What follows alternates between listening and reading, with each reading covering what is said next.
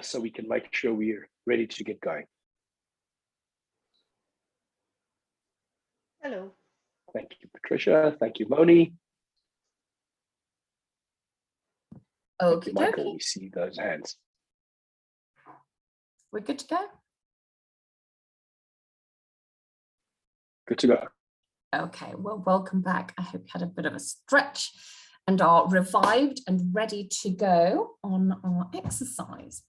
And picking up on one of the earlier questions, what's a practical tool that you can use to help with the scoping stage? Now, the scoping note is really critical, and the scoping circle will be a series of questions that can help you examine your issue, why you're looking at it, what success looks like, etc., and systematically keep this updated as you go through many, many iterations of different conversations or research or insights or focus groups or inputs during your scoping phase.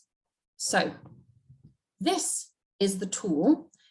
You can start off anywhere really, but it's very helpful to understand the context. What's the system that the project is existing in and what it's trying to achieve? Then it's defining that problem, that question. What's the challenge that needs an answer?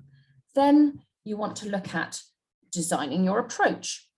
What might meet those needs? So what's the kind of approach that you might need to help you? Why are people applying a futures approach to this?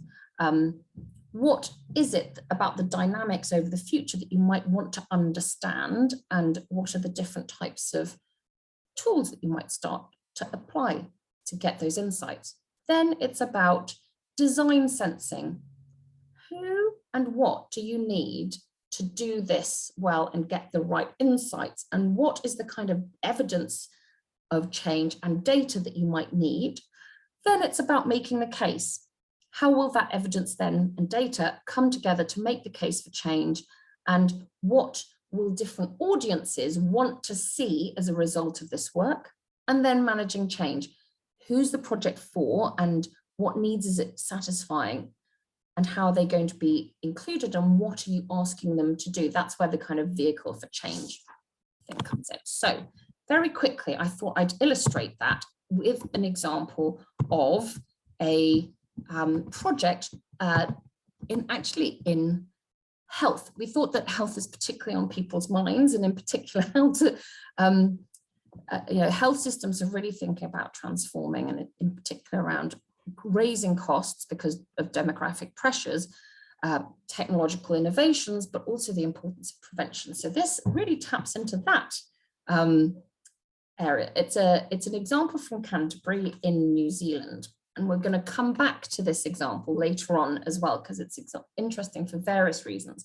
But in this example, I'll just tell you a little bit about the situation, which was that, like many health communities around the world, they've realized that they're going to have to double their staff and double the number of beds and double the number of doctors available because of the needs are really growing and they don't have the money to address that. So they were thinking, how can we really come together to bring all the different parts of the system, of the health system in that community, which is Canterbury in New Zealand, to really do things differently and to create better health outcomes for the community, but without the kind of expenditure that you'd need by doing things business as usual. So the Canterbury health community and the community of citizens was the context, the system, and they had a real desire to change and local power to do so. They defined the problem as the fact that there's the money nor the staff is available for future demands of healthcare. And in addition, there was some growing reputation and morale issues in the health board that actually ended up leading the process. So really needed to kind of get an understanding of, and also this health system was really quite fragmented. So is there a way potentially of bringing people together? And this was then the approach. They redesign the healthcare approach to kind of work together and to focus on prevention, because they're looking for a single vision that different organizations, whether you're in social care or primary care, or perhaps even a school or any other public service, could tap into, because it's about what is our vision for our healthy community. It then meant, in terms of sensing, that they needed to get evidence from experts, from the technology side of the house, because there's lots of interesting new developments, but also you need citizen focus groups as well as the kind of workforce focus groups, because there's changing health needs, but also you need to bring the health workforce on board, making the case, really helping people explore with citizens, what is care going to feel like for citizens? How do you make the case for why technologists might want to get involved and to support this and be part of this process? And then in terms of managing change, it was around bringing those 18,000 healthcare workers together, but also the board, who were critical to unlock the funding for doing a very interesting approach, which ended up being a participatory futures immersive approach, where you actually took about 25% of the healthcare workers through a kind of setup looking at what the future hospital looked like, what the future interactions with the healthcare system looked like, and to have them engage with actors who are pretending to be doctors and explore what that looked like. Sounds quite expensive. It ended up not being too expensive, but you do need to have the sign off of when you're doing something quite that innovative, of people involved. So what we're now going to do, we thought, was Marius and I thought we would actually then give you a little bit of a live example and run through of what we're going to be asking you to do on your particular project questions. So we're going to be asking you to complete the scoping circle for your project. And it might look a little bit like this. So we're going to role play another example that we did together. This was working with the World Health Organization on the future of food. So Marius, do you want to take it away? Well, thank you, Kat. And let me start by saying thank you for an opportunity to find out a little bit more about this project and why it is that you've commissioned this project. And thank you again for choosing us to work with you on this. I guess my first question is about the broader context within which this work will take place. Is your regional coordinator positioned in a particular environment that we should be aware of, which provides a backdrop to the work? Yeah, so I'm working in the World Health regional part of the Western Pacific and area across 22 different countries.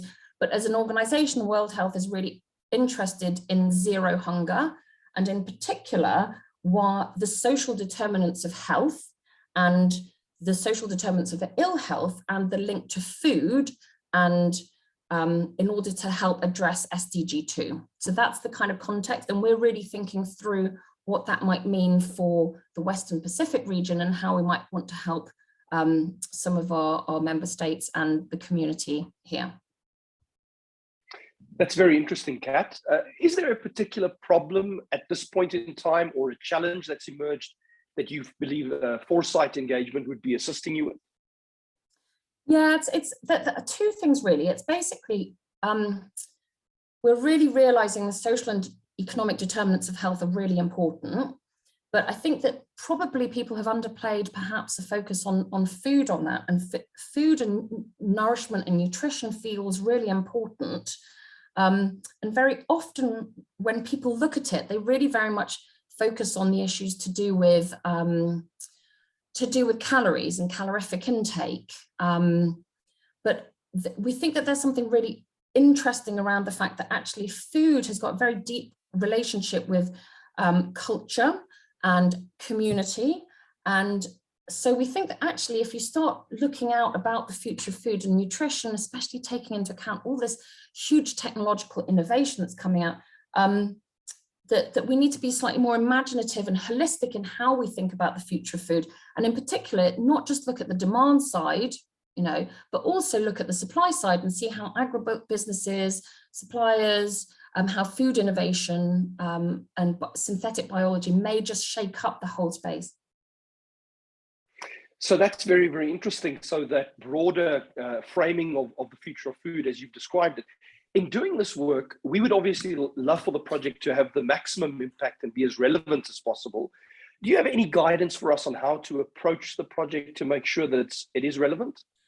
Yeah, so two things really. As a result of the pandemic, we've been running some sprints, some virtual sprints on the future, really encouraging people to think differently. And what we found is that this can be a really powerful way of getting quite unexpected and different people to our organization come in and look at issues, for example, philosophers or data scientists or lawyers. And we found that very helpful indeed. And in particular, I think that's their knowledge that we want to tap into as part of that, and as well as working with different counterparts of ministries of health in different countries, perhaps selecting a couple of countries to work with first to see how that may pan out, and then going elsewhere afterwards.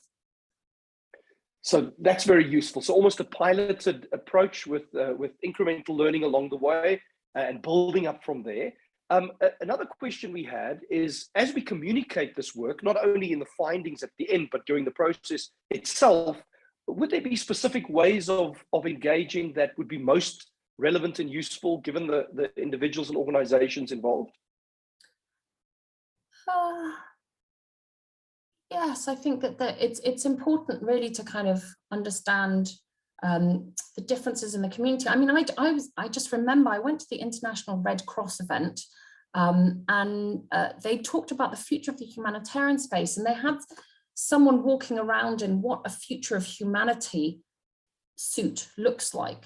So just by looking at someone or interacting with them, that you realized quite a lot of profound things about how their role as humanitarian workers might look different in 20 years' time. And that's the kind of effect that I might want to kind of get perhaps in to really powerfully communicate what we're doing, as well as, of course, making sure that it's really rigorous, because we've got lots of brilliant academics who are expert, and we need to make sure that we really kind of bring in their quantitative and rigorous academic expertise as well. Very, very useful. And then one final question, if I may, Kat. We often find with this kind of work, there are a range of stakeholders that need to be engaged, some as gatekeepers, others as key allies that we would want to bear in mind. Any guidance for us on that? Well, it's interesting because I think we've got an upcoming biodiversity summit, and also really that the main framing around this is because we have a decade of action on nutrition, and we may want to kind of reprioritize and reassess some of the actions that we're going to take. So I think perhaps looking out to 2045 would be a really useful way of making sure that we have a big enough time horizon to bring in the different people involved in this process. Well, thank you again for a very informative discussion, and we hope to circle back to you in the days to come with our preliminary proposal, and then we can refine it from there. Thank you. Thank you very much. So I hope that gave you a little bit of a sense of some of the kind of conversations you can have to complete the scoping note. Back to you, Marius, because I think you're gonna ask people to now take this into their own project areas. Thank you, Kat. Very, very helpful indeed. If I could ask Kat, if you could jump to the next slide. We've got 2 slides, I think, excuse me, to go through before we get into our exercise. So colleagues, we are going to be taking some of these learnings right into an applied exercise. You would remember from the previous session that you have been allocated into groups. You would remember that in your group allocation, these are your learning groups, and so they're not your own individual foresight experiments. But in these learning groups, you have been allocated a general focus, which you share with the colleagues in the group.